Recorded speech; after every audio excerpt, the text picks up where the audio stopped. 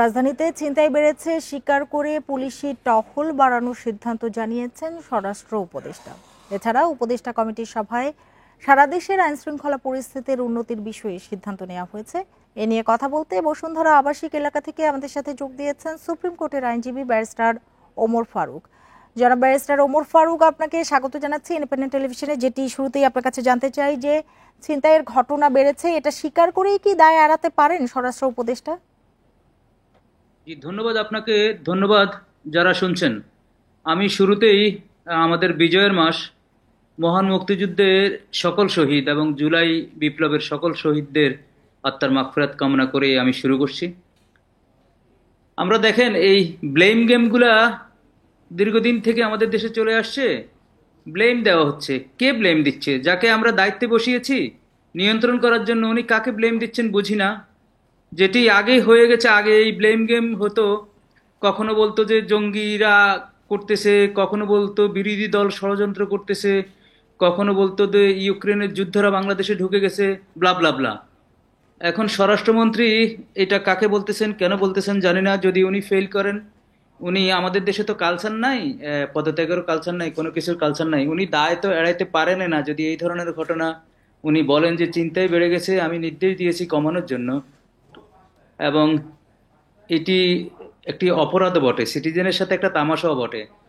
কারণ জুলাই বিপ্লবের পরে যে সরকারকে আমরা বসিয়েছি সবাই মিলে, অনেক বড় ম্যান্ডেট নিয়ে, অনেক সমর্থন নিয়ে তারা এসছেন।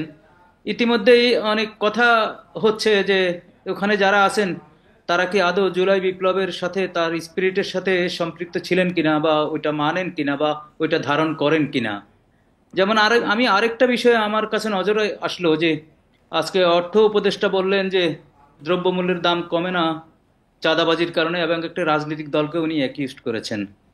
যদি তাই হয়ে থাকে তাহলে স্বরাষ্ট্রমন্ত্রী কি করেন? আর যদি ওনার অ্যাকুইজিশনটা সত্য হয় তাহলে এই বড় দলটা তাদের ব্যাখ্যা দিবেন, বিবৃতি দিবেন। ইতিমধ্যেই বড় দলের অনেক কর্মী, অনেক নেতাকে বহিষ্কার করেও ব্যবস্থা নিয়েছেন। যদি ব্যাপকভাবে আমাদের অর্থ উপদেশের কথা সত্য হয় তাহলে ওই বড় দল ব্যাপক ব্যবস্থা নেবে।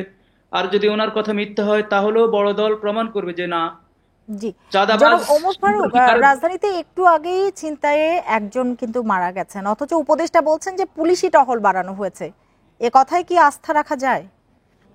না না, ঘটনা যখন ঘটেই গেছে আস্থা তো রাখা যায় না। আস্থা কোথায় রাখবেন আপনি? আপনি এই স্বরাষ্ট্রমন্ত্রীর দায়িত্ব তো এই এই শুধু ছিনতাই যে দমন করা, এই যে মানুষ জানমালের হেফাজত করা, এই যে চাঁদাবাজি নিয়ন্ত্রণ করা, কোথায় নিয়ন্ত্রণ হচ্ছে বুঝতেছি না। আমরা হাইওয়েতে যাচ্ছি, আমি নোয়াখালী হয়ে, আমি চট্টগ্রাম হয়ে হাইওয়ে এই গত পরশু ঘুরে আসলাম। আমি দেখলাম যে হাইওয়েতে সে আগের তালেই চলছে, কোনো নিয়ন্ত্রণ নাই। উল্টো পথ দিয়ে ছোট গাড়িগুলো চলছে, রাস্তার মোড়ে মোড়ে এই যে টেম্পু, সিএনজি, এগুলোতে চাঁদাবাজি হচ্ছে। তাহলে স্বরাষ্ট্রমন্ত্রী যদি এগুলো না পারে, যদি ফেল করে, তাহলে আমার মনে হয় তো এটা ঠিক হচ্ছে না। আর এই ব্লেম আমরা আর শুনতে চাই না। উনি কাকে ব্লেম দিচ্ছেন, কাকে বলতেছেন এটা পারছে, আমি কমানোর চেষ্টা করছি, আমি কম নির্দেশ দিয়েছি। নির্দেশ দিলে তো হবে না যদি কার্যকর কোনো কিছু না হয়। এই দায় উনি এড়াতে পারেন না। আপনার প্রশ্নের উত্তরে আমি বলছি আপনার প্রশ্নের উত্তর। আর আমি একটু সাপ্লিমেন্ট করে দিতে চাই। আপনাদের নিউজেই শুনলাম যেটি যেটি যে এই যে দ্রব্যমূল্য, চাঁদাবাজি, এটা এটা তো চলছে, কিন্তু কোশ্চেনটা হলো স্বরাষ্ট্রমন্ত্রী কি কাউকে গ্রেপ্তার করেছে? আজকে ম্যাজিস্ট্রেসি পাওয়ার দিয়ে আমরা আর্মিকে মাঠে নামিয়েছি। আজকে চাঁদাবাজদেরকে কি ধরা হচ্ছে? চাঁদাবাজের তো কোনো দল নেই ভাই, কোনো মত নেই। এটা তো সব রাজনৈতিক দল বলেছে, আর আমরাও বলতেছি। ওরা, ওদেরকে তো কেউ নিচ্ছে না। তো সুতরাং আপনি গ্রেপ্তার করতে হবে, গ্রেপ্তার করে আপনি বলতে হবে। যদি কেউ যদি তদবিরের জন্য যায়, তাকে ছাড়ানোর জন্য, তখন বলবেন যে অমুক দলের কর্মী, অমুক দলের নেতা।